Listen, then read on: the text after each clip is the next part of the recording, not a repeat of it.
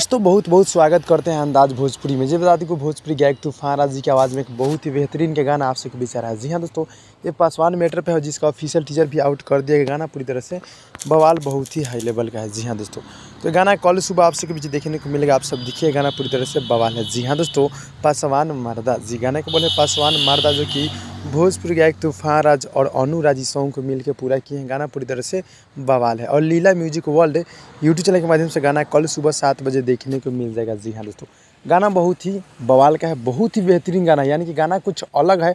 और वीडियो की बात कर ले तो वीडियो बहुत ही मतलब धाकर है। जी हाँ दोस्तों, यानी कि वीडियो की बात कर ले तो वीडियो पूरी तरह से धाकर है, बहुत ही मतलब खतरनाक लेवल, बहुत ही बड़ा लेवल का वीडियो है। जी हाँ दोस्तों, तो गाना कल सुबह भोरे सुबह 7 बजे आप सब देखिए, गाना के प्यार दुलार दीजिए और ढेर सारा इस गाने पर रील्स वीडियो बनाएगा। जी हाँ दोस्तों, पासवान मर्दा जो कि तूफान राज की आवाज़ में और हमारे अनुराज की आवाज़ में गाना देखने को मिल जाएगा। जी यानी कि डुइट है गाना, अनुराज साथ में डुइट है तूफान राज के साथ में, आप लोग तो जान ही रहे।